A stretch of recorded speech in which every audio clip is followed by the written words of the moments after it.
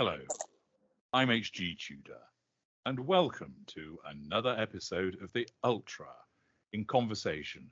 And today, I am conversing with the radiant Tarot by Andie.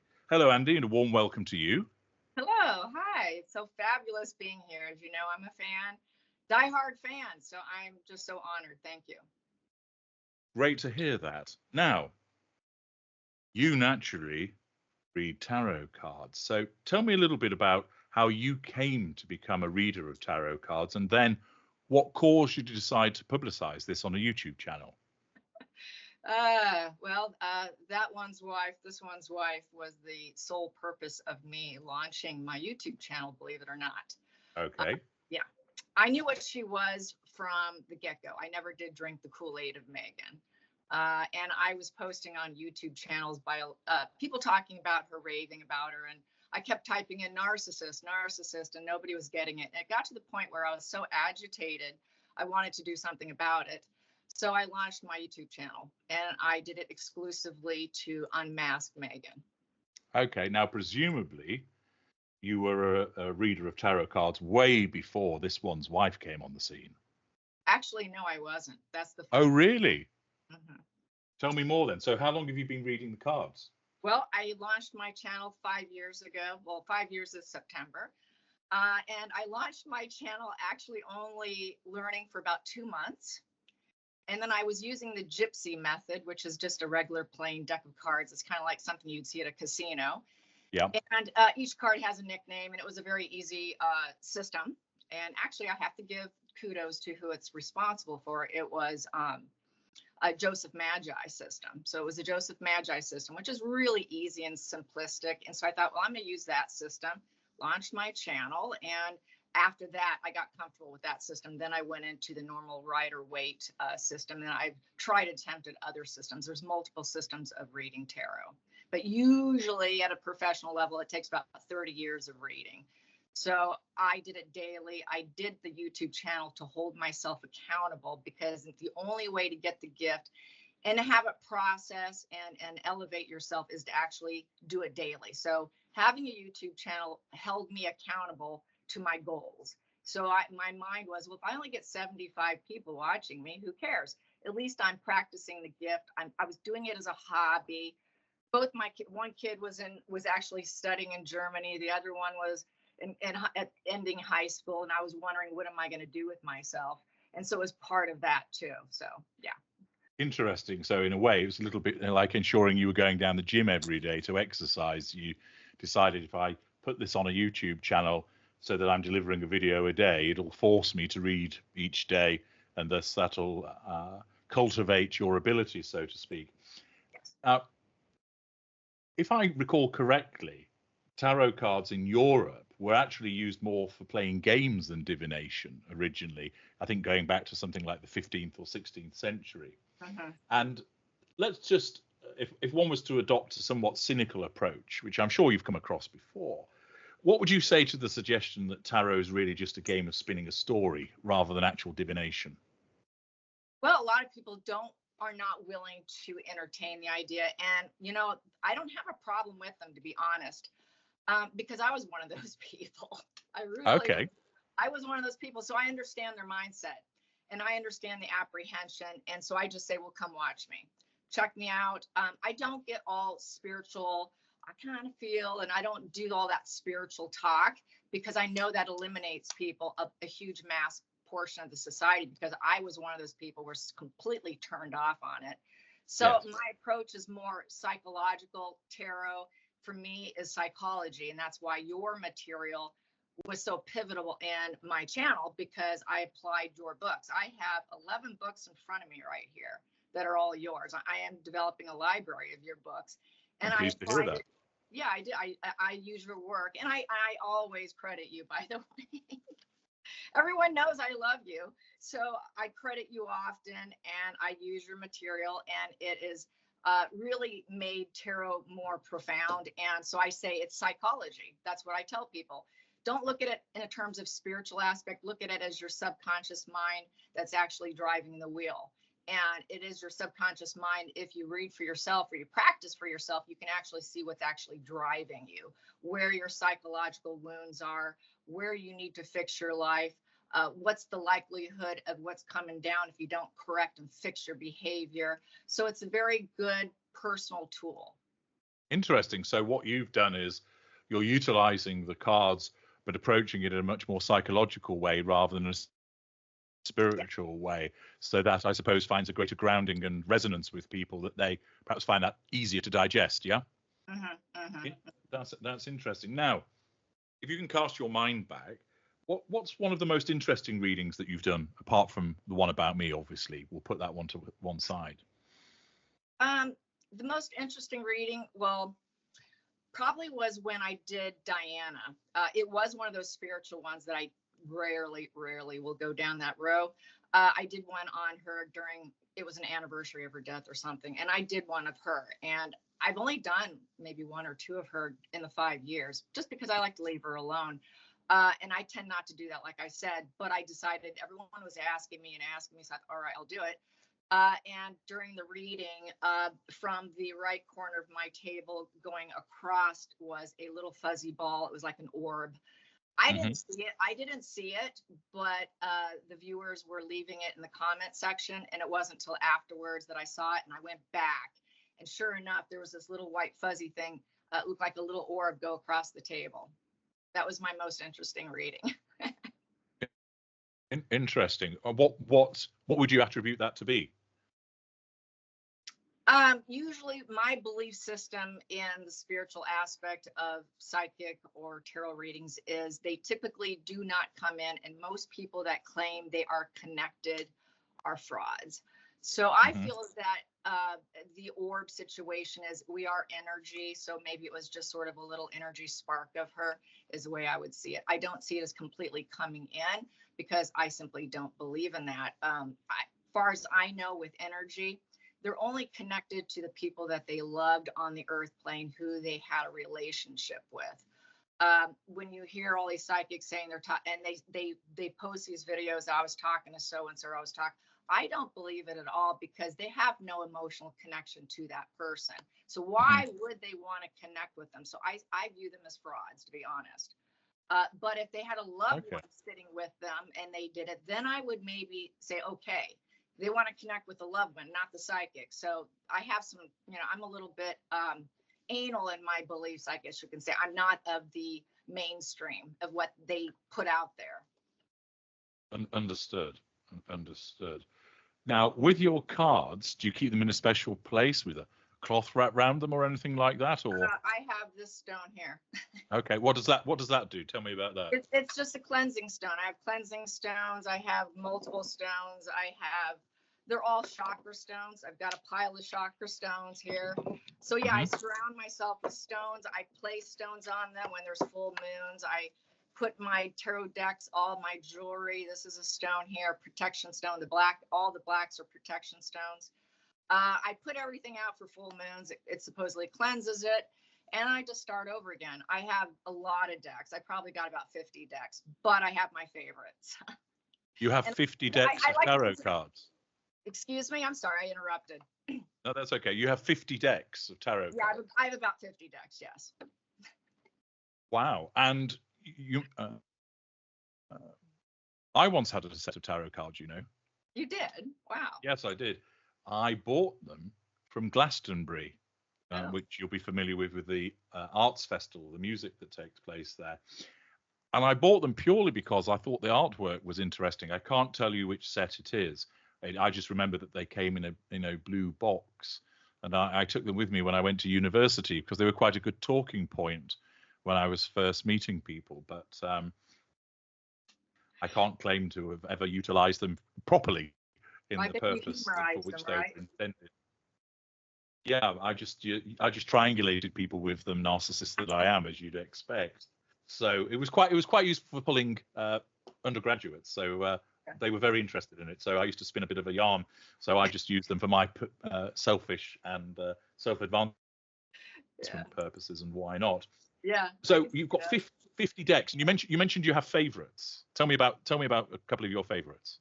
the ones I do tend to favor, I'm not using it for my channel because a lot of people consider me a learning channel. I'm like a teacher of tarot, and sometimes they come and they're not even interested in the royal side. They consider me a teaching tarot, but I use this one here because it's this one here. It just is so simplistic.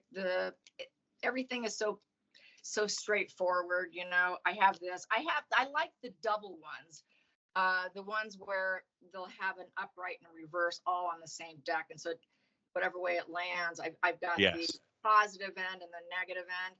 I have multiple decks, so I can't say I have a favorite of those. And I like oracles. You know, I like the Lenormand oracles. I think they're really fun and easy.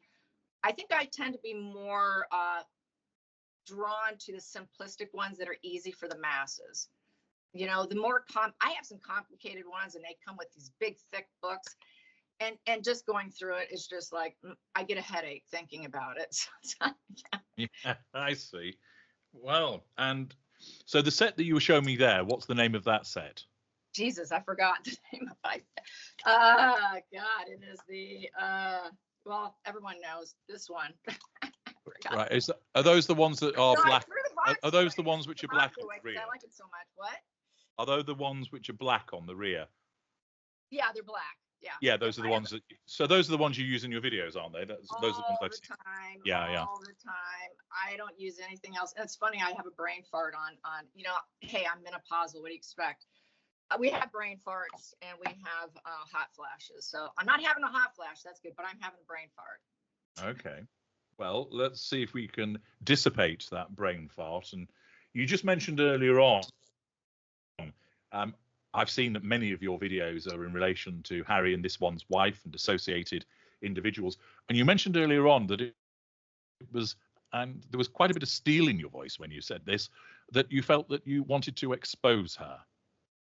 And so you would say that was a major motivation for the creation of your channel. And who did you want to expose her to? Public. Okay, and to what end? As big as it would go, wherever it goes. I had the open attitude as let's see what happens. You know, okay. I tried on Cora first. My first attempt was Cora. Yeah. This is right after they got married, and I wrote a very long summary of her, basically calling her a narcissist, histrionic, and I went on what I thought that their future would be. And I got thousands of people calling me a racist, jealous, because at that time, everyone was drinking the Meghan Kool-Aid. So it got so bad. I was getting so many notifications. I was like, oh God, here's another hater. And I just couldn't handle it. So I deleted my entire content on that. I wished I would have kept it now because there are tons of Corians and pages now, but this was before they got married. So around or right afterwards, right in that area. And so everyone was pro Meghan at that time, you know. What caused you to realize that she wasn't particularly pleasant, or even that you spotted that she was a narcissist? What was the moment when that light bulb came on? The light bulb was at Inskip Wedding Pictures, which was in 2017. And it was, I could see that he was not comfortable with her. I saw the tension in his body, his face. It was all the body language through a series of photographs. That was the light bulb moment. And one light bulb moment was when she had him and she was like this. And his head was looking down like, God, no. And she was all like eyeballs, trying to get his eyeball to eyeball, like mesmerizing, like, come to me. You're not leaving me. And those hands to me, like almost around his neck, is you're my trophy. That's the trophy pose. Right. I thought, oh my God, look what she's doing. You know, that is the trophy pose. I know what she is. I know what she's doing. And oh my God, Harry, get on your best running shoes and go. But he didn't. Now, you're obviously from the United States. This involves a mediocre actress that most people didn't know about from the United States and a Titian-haired prince from the United Kingdom. Why does it matter so much to you? I think it's probably, honestly here, probably part of my own healing journey. because I've been maligned so often. And, you know, I've been around an ultra before. In fact, I dated an ultra for about 3 years. So that, and I had a best friend that was a sociopath. Another friend that was a cerebral narcissist / with a communal narcissist vibe. I've had all this going on. So I think it's just part of my healing journey of exposing people, which was also the healing journey of me to actually educate myself. And that's why I started educating myself, is I wanted to understand what was happening. And I didn't need a therapist. I didn't go to a therapist. Instead, I started educating myself. I find that educating yourself can save you probably years of therapy. You just need to understand it. Well, I certainly endorse that sentiment, but that makes sense, that because of the fact that you had been affected by narcissists and you identified that she was one, and therefore it struck a chord with you to say, I'm in sort of battle mode here in relation to my healing journey as you've described it, and I see her as a narcissist. I want the world to know that's what she is. So would you say that there was an element of coincidence about that? For instance, if it had been another narcissist, a prominent one that had come along, you'd have been focused on them instead? Or is there something more that appertains to her? Nope, absolutely nothing that pertains to her. There's absolutely nothing personal about it. She just happened to be in the wrong place at the wrong time for me. Okay. You know, I did Amber Heard on my other channel, Tarot Time with Andie. So I do have another channel where I do court cases, and I did do Amber Heard. Yeah, but she certainly attracted plenty of attention, and as you know, I analysed her also. Now, when you're talking about Harry and this one's wife, do you find that there is a particular topic that relates to them that generates most interest and views? Yeah, that would be the baby bump diaries. Okay. Anything pertaining to that, yes. Yeah, so you find that there's an uptick in interest when you're talking about that. What's your stance on all of that? She never carried. She's barren. Okay. Do you believe any children exist? For a long time, I believed that Archie existed, but that he's special needs and he's a neurodivergent and not in their care. So I kind of flip and flop between thinking he's that or he simply does not exist. Little Bucks. No Little Bucks. Okay. Pretty firm views there. And do you think that the late Queen and the late Duke of Edinburgh had an idea of what was going on? Do you think they were understanding as to the behaviors that were associated with these children or non-children? I believe they were hoodwinked. You know, I think they put out the suggestion of surrogacy, but they got back the response that they couldn't be in the line of succession. So I think the pair got upset and they went forward and then used a baby bump to hide the fact that they used a surrogate. Okay. Who's your favorite member of the royal family? That'd be Katherine. Why is that? She's the rising phoenix. Explain that to me. She's the quiet power. She's just making all the right steps. She never makes a wrong step. She's gracious. She's empathetic. She's popular. She handles business very well. She's got excellent etiquette. And she's a perfect female role model for young girls. You know, if I was to have a young child now, well, my daughter will be having kids soon. I'm going to say, look at by then she'll be a queen. Look at Queen Katherine. You know, and I feel the same way about Queen Elizabeth. You know, they're a very good female role model. If you want to know what a strong feminist looks like, that doesn't go around doing weird, creepy feminist stuff, that's them. Okay. You mentioned she was a rising phoenix. Is that a card? Yeah, it's the Queen of Wands upright. Okay, I understand. Where Meghan is the Queen of Wands in reverse. And what does that mean? I like to be kind of rude when I respond to that position. Upright is an honest queen.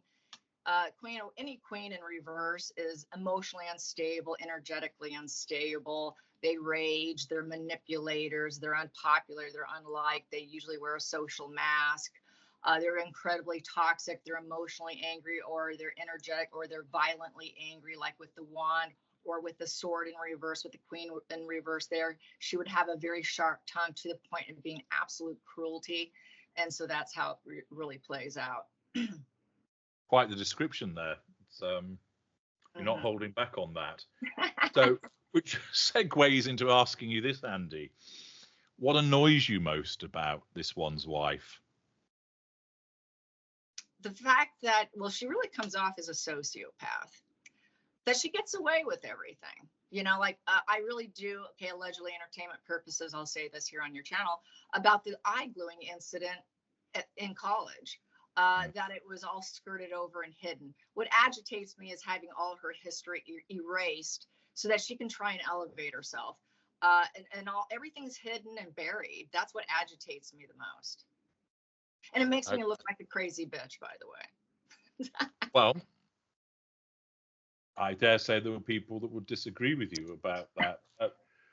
In relation to, you said that she gets away with it. Do you really think that she ultimately does? Because, as you'll know from my work, I describe her as a mid-range narcissist, and you give them enough rope and they end up getting caught out by that. I take your point that it is often the case the narcissist will do something, they walk off into the sunset. But if you look at where she is over the last years, she's gained global infamy. Yeah. She's made a lot of money. So you would suggest that certainly the money that's been made and the attention that she received, you would probably put those in a box marked success. But then alongside that, what has she got? Yeah. Has she got any friends? No, the only people that bother with her are those that support the agenda that she serves a purpose to. Yep. She has very little connection with family. Doria's just used as a lieutenant. She is increasingly unpopular. She has not succeeded in anything that she's taken forward. For instance, the 40 by 40 debacle didn't go anywhere. Her supposed authorship was useless. She isn't a fashion icon. She isn't involved in anything particularly meaningful philanthropy-wise. Politics has been a no-no. As we know, American Riviera Orchard retirement homes, as I regularly explain, the patient is dead, as my PR expert advised. It should be thrown in a shallow grave. So there's getting away with it, and then there's looking at it and saying, well, actually, abject failure, isn't she? She might, if she does live there, if she lives in a large house with 27,000 flushing toilets. Yeah. But she actually has quite a miserable existence, because all of the time she's got this nagging itch. Yes. And she doesn't know what it is, that there's this chasm that needs to be filled, and that she feels this sense of unease, but she doesn't know what it is. So she can never, ever be content and enjoy the moment. And that shows in the skittish way that she behaves. So for many people who I speak to, who, and I see it in the comments, Andie, that have a sense of frustration that she hasn't met her comeuppance yet, and they feel a sense of injustice, they need to remember that since she is that mid-range narcissist, she doesn't have that moment of sitting and enjoying the sunset. She can't be in the now, because her narcissism is always trying to control the now. So she actually has her own personal hell, in a sense. So there we are. Now, what about the ginger poodle? Do you find him annoying? And if so, what annoys you about him? I find him incredibly annoying. You know, I tried having a lot of empathy for him going in, and I really tried maintaining empathy for him. But as time goes on and progresses, my empathy cup is drained dry. My opinion of him, he's got a lot of issues. Shall I read from my notes here? Because everyone. Yes, you can do, by all means. Yeah. Okay, I have here a list. Listen up. I have Oedipus complex, ADHD, BPD, inferiority complex, oppositional defiant disorder that became conduct disorder as an adult, submissive sexuality, Substance abuse disorder. He wants privilege without the responsibilities. He always wants to do the bare minimum. And he believes all the gaslighting, PR, and the long game of cheeky chappy Harry. And he's just so sweet. And he's just a party boy. He just wants to join the boys. That's what I think of Harry. Filled with envy and revenge. Mm-hmm. And he's got a low IQ, a low emotional IQ, low adversity IQ, but he's got a so-so, social IQ. And he speaks so highly of you as well. Huh? He speaks so highly of you after you saying all of that about him. It's that's comprehensive. I think if his ears aren't burning, they're actually they're just ash now after that. I'll just put out, Harry, just call me. I will help you. I'm that nice of a person. I won't hate on you. I'll help you because I do have empathy. Even though I'm pissed off at him, I would help him. What is it that he has done if you were to focus on one thing that he has done that's really pissed you off, what would you say that it is? Betrayal of the family. Yeah. For me, it's the way that he's shat from a height on the memory of his grandma. Mm-hmm. Mm-hmm. Yeah. Yeah, and the fact that Megan couldn't respect her was really mind-blowing too. Well, it showed, of course, with that disgusting false curtsy that she engaged in, and even Harry looked perturbed by that in that piece of footage. So at least he had some moral fiber at that juncture. Yeah. But he, yeah, that was very telling, and that was really a nail in the coffin. Yeah. That was an absolute nail in the coffin for them too. Yes, indeed. To besmirch the reputation of there we are. Yeah, to besmirch somebody who had such a good reputation. Just so, she's so arrogant. Well, she thinks that's amusing. Yeah. Mm-hmm. Yeah, she has no emotional empathy, so she thinks that type of thing is amusing. Now, when it comes to the coverage of this one's wife, and there's plenty of it, both in the mainstream media and, of course, across YouTube and other platforms, what do you enjoy most about the coverage in relation to her? What perhaps tickles you or entertains you? Right now, I would have to say, well, I tend to tune it all off, to be honest, because I've had enough of her. I'm exhausted. Okay, 5 years of doing this, I am really getting kind of tired. I do not watch other tarot readers. I don't watch the other journalists unless someone says, "Hey, Andie, you got to go watch this," and it's someone I've gotten to know quite well, and so I will. But I'll tune in a little bit, but I'm not that drawn to it. I tend to just stay in my own lane, to be honest. Okay, understood. Now, you've always appreciated that narcissism has driven her behavior. And presumably that knowledge came from your own experiences of narcissism. You alluded earlier on to some of the people that you had interacted with that were or are narcissists. What impact do you think those individuals have had on you? It was very eye-opening. It was a shock to me. At first, like being maligned with them, I would enjoy the ride because these kind of brains are able to get whatever they want. So I was able to enjoy fine dining, didn't have to pay a dime. So I was just kind of going along with the ride, but I always be shocked, like, wow, I can't believe they just did that. How did they do that? So I was always like, what? So I was really gullible. It taught me, it was eye-opening. It was like, wait a minute, why is she doing that? Or, really? Is she really going to do that? Or is he going to do that? Wow, that's crazy. And I guess I was just learning that it existed, and that was in my 20s. I was probably about 25 when I started realizing there were people like that out there. I see. So just a couple of years ago then. No. Now, with your understanding of narcissism that arose from the interactions that you've had, have you been able to apply it to so many different circumstances, both personal and in the world? Has it proven to be the key that's unlocked a lot of understanding? Yeah. Well, yeah, the way I've applied it, I've had to go no contact, as you know. That's part of the process.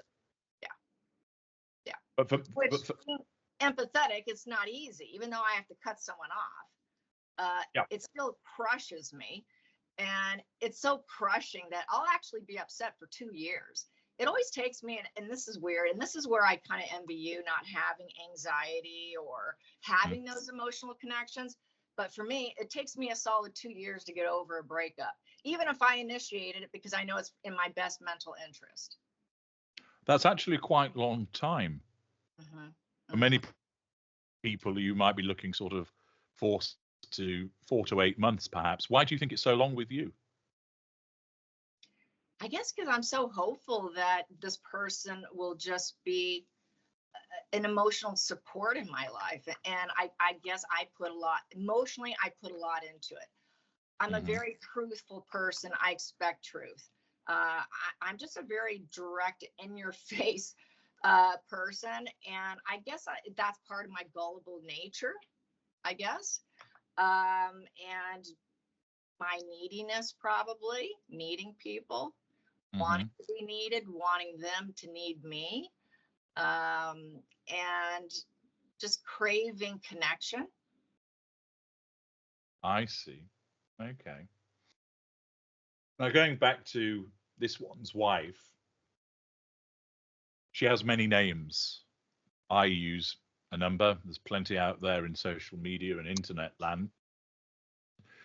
What's your favorite nickname for her? Megalomaniac. We don't need to explain why that is. And what about Harry? Favorite nickname for him? Oh gosh. Well, gosh, I don't actually have dimwit. Dimwit. Okay. Dimwit. I'm calling him a douche baby myself. Yeah. Well. Yeah, kind of like Summer's Eve with that, vinegar and water mixed with that long nose on it. That's for women. That's okay. I've been calling him. Yeah. Okay. Now, you've talked about your own emotional empathy, and parts of what that will enable you to do is put yourself in another place, perhaps put yourself in the shoes of another individual, envisage a scenario. So I want you to gird your loins and strengthen your stomach here, because I'm going to transport you to the mansion at Monty Shit Show. And the sun has gone down, another day is nearly coming to its end. Temperature is just dropping a little. And Harry and this one's wife are getting ready for bed. What do you think is the bedtime routine for those two? Oh God, they definitely don't sleep together. I can tell you that. Probably Harry. Okay. Probably Harry actually gets in his car and drives out to West Hollywood. Okay. Goes to bed alone. So Harry goes elsewhere. He's going to West Hollywood. So this one's wife she's in the master bedroom. She's there on her own. Harry's elsewhere. What's she doing as she gets ready for bed? She's probably got a mask on her face and she's scrolling through her phone to see what people are saying about her. Sounds pretty accurate. Now, let us envisage that this one's wife is at death's door, and what do you think her final words to the world would be? You owe me. Yeah, I think that's something that would very much fit on her headstone. I think that would be accurate. It should be on a headstone. Yeah. Now you owe me. Yeah. I think the O would be underlined as well. I think she'd triple underlined. There might even be there probably would be a device on a headstone whereby you can donate to Archwell. She's still grifting from beyond the grave, perhaps. Yeah. Now, let us assume that Harry does go in the local library. I know that might be something that you think, well, you're pushing the realms of imagination there, HG, but bear with me. Yeah.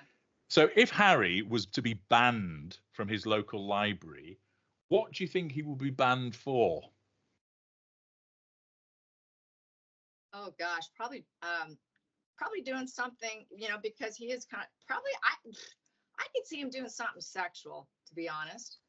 Yeah, I mean, you read a long list of his deficiencies earlier on, so you've got plenty of material to work with, Andy. So you think it'd be something sexually get banned for. And you mentioned about him being sexually submissive. So is it that he's trying to coerce Miss Jones, the librarian, to spanking him with Encyclopedia Yeah, Britannica? I think you'd want to do something in a crazy place in a crazy location. Yeah. The dirty little scoundrel. Okay. Now then, this one's wife, she's in the shower. Okay. Mm-hmm. What do you think is the first thing that she washes when she's in there? I don't think she washes her face right away. Her complexion's horrible. Hmm? Probably her hoo-hum. Hoo-hum. I presume that's her genitalia. Yes. I don't think I've heard it called hoo-hum before. Okay. I've heard it was sort of hoo-ha, but hoo-hum. Okay. So she gives that a wash. Do you think that's more out of hygiene, or that she's just wanting to sort of rub her nubbin and enjoy herself? Yeah, I think it's out of need. Because Out of need, because she's not. Do you think she's not getting any? No, I think she does, but she has to do it all the time. Got to clean it Yeah. up. Well, as a somatic narcissist, she's going to be hypersexualized. So Yeah. obviously that's what drew Harry in the first place with all that spicy poontang. I see. Yeah. Okay. Now, And she is the dominant. She's like the dominatrix, and he's the submissive. do you think that's part of the major appeal that he had in relation to her? Oh yeah. Oh yeah. Do you feel strong stomached enough to give more insight into that, as to how that dynamic works between them, as her being the dominant and him being the submissive? Well, yeah, I think that they are so open. I think the marriage is completely sexually open, where they involve other people, where there's thruples. It's not just the two of them. Sometimes I think that she will watch Harry with someone else. And I think with him being a submissive, they can get quite aggressive with him. And I think he enjoys that. I think he likes a woman to be very aggressive on him. A lot of men, I find, the more power they come from, or a power position, the more submissive they might become sexually. And I think that's the case for Harry. Why do you think that is, that those that come from power are driven towards a more submissive aspect sexually? What do you think drives that? Because they have it all. They have it all. These really successful men have yachts, airplanes, 5-star restaurants 7 days a week if they want to. So they get really bored. It's strictly out of boredom and the need of excitement and thrill. It's just part of the thrill seeking. What about, though, they could seek the thrill by knocking the hip out of a woman and giving her a good seeing to? Why do whatever rolls with them? I think, but they like to do it in various locations, cars, restaurants, you name it.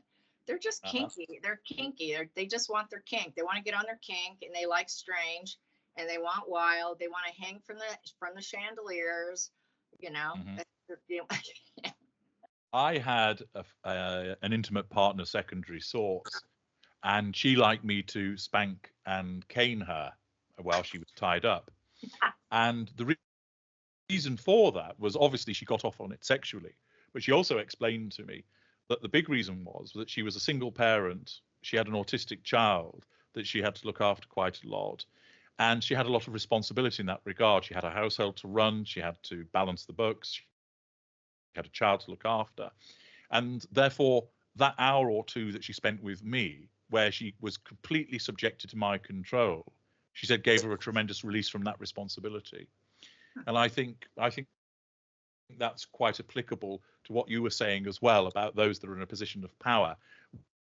With that comes a lot of responsibility, you know, captains of industry, CEOs, politicians, etc.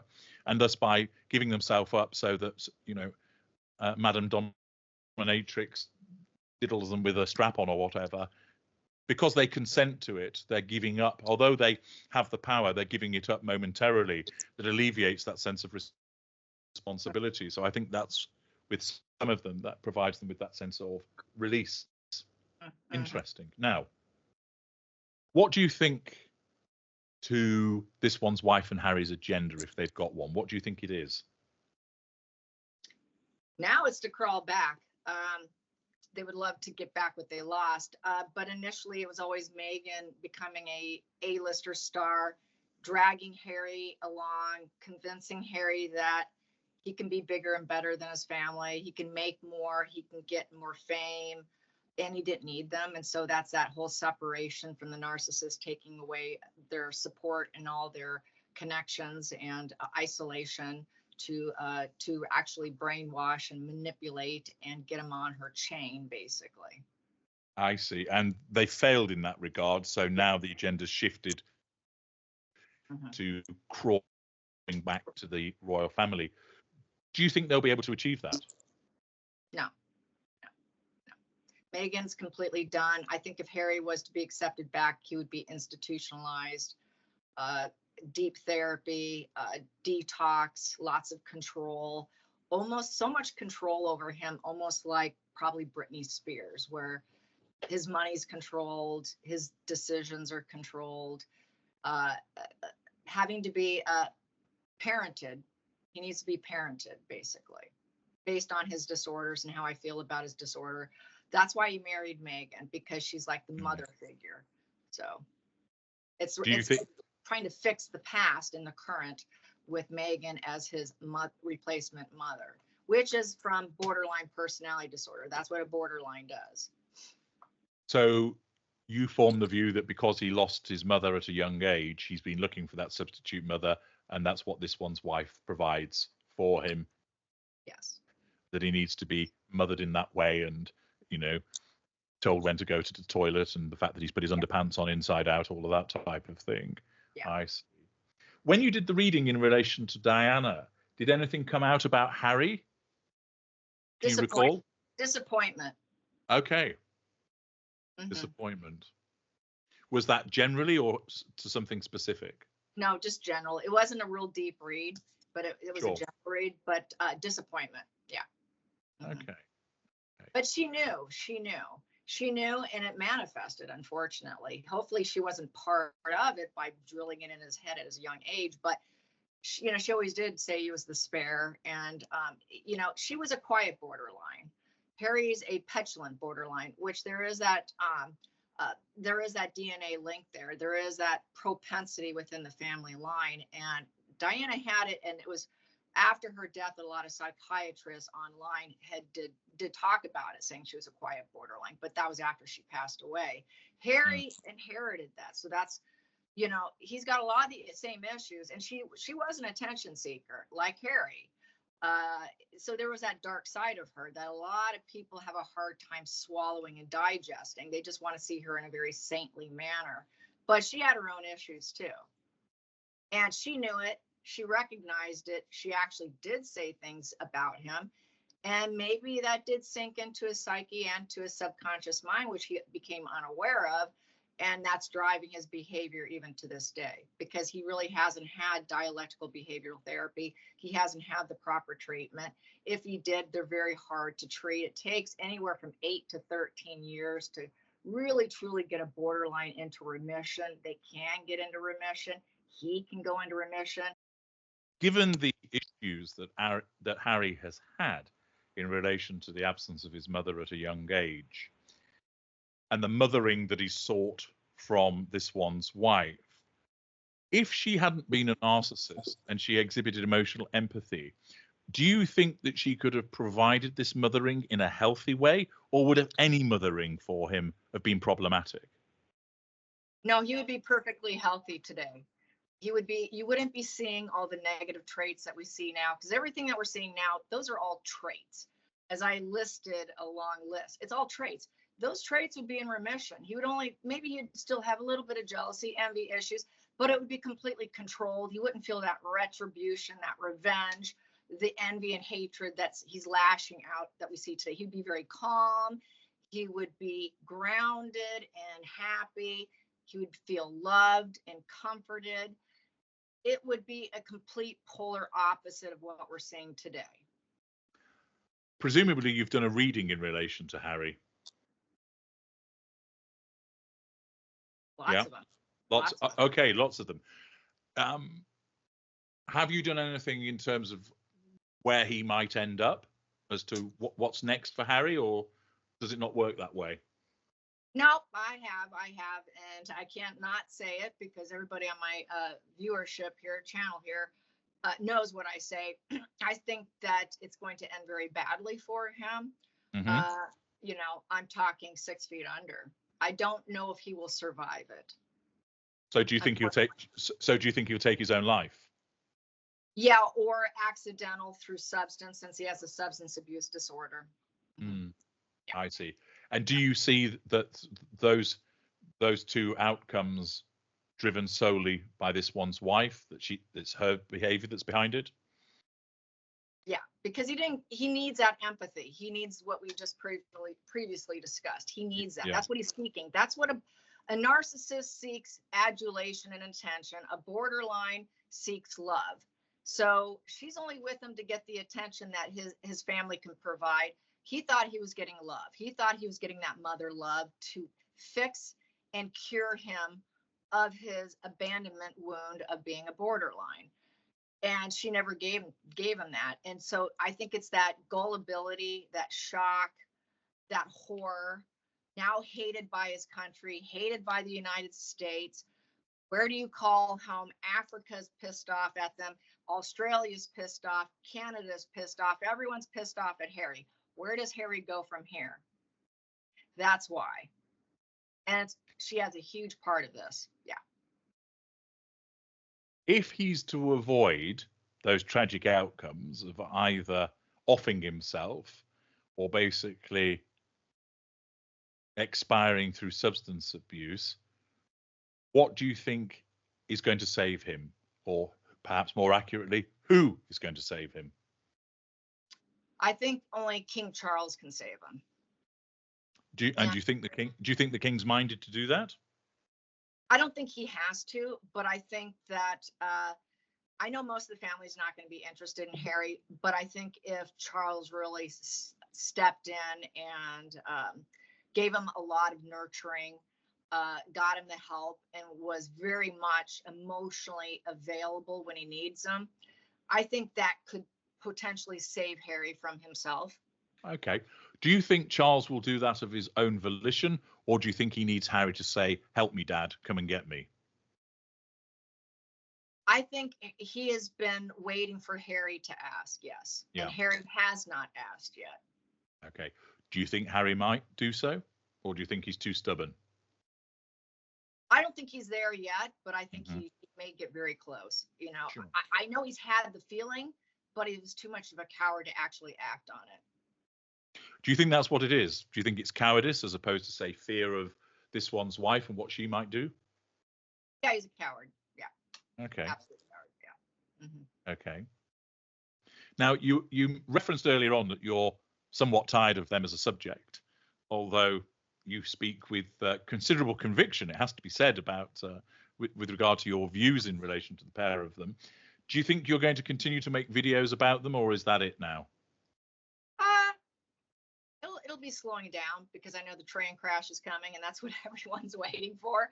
Mm-hmm. I'll probably slow down. I'll probably keep doing or find something about the other royals. But, you know, as we know, they're all well behaved. And my channel has really been driven on, it's like trolling them on all the drama. It's like the best dramatic soap opera around. If you're not into soap operas, or you're into soap operas, this is a good soap opera, but that's coming to an end. So probably just once in a while, see if there's anything I can read on it. But I have my other channel I do need to put attention into, which is court cases.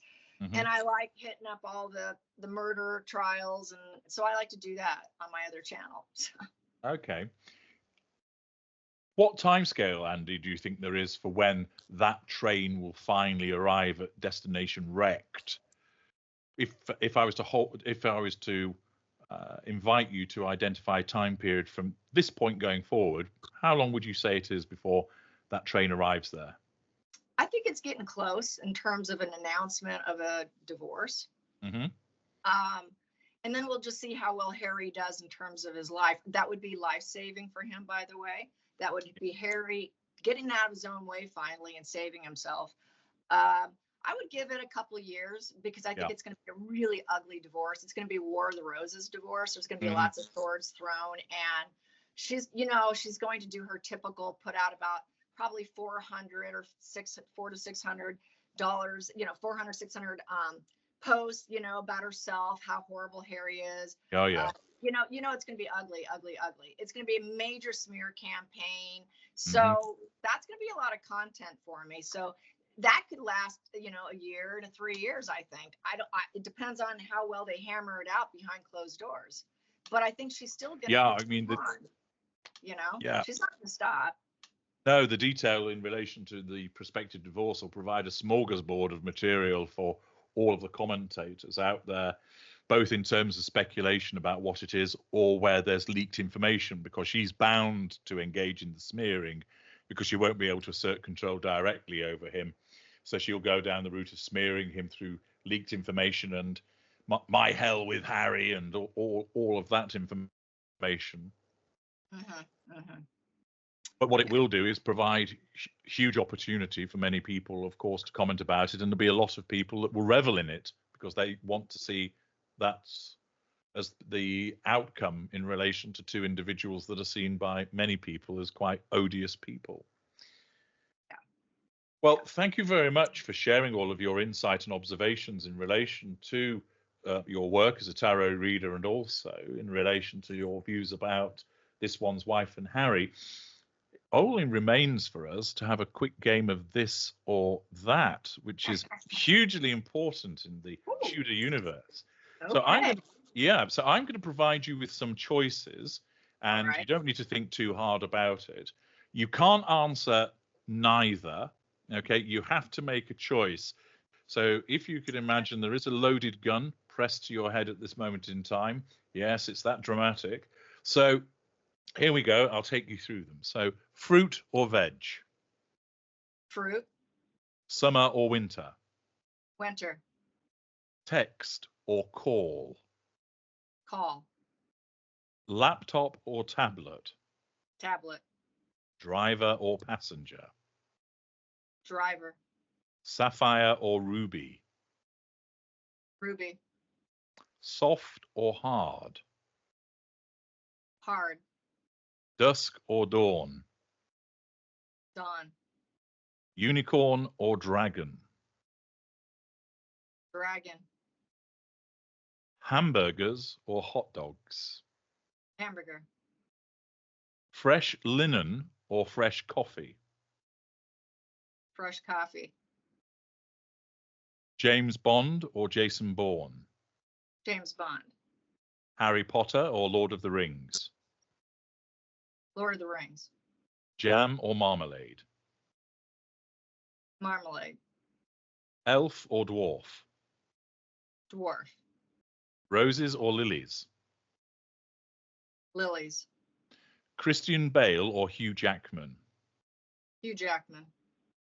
Titanic or Ghost? Titanic.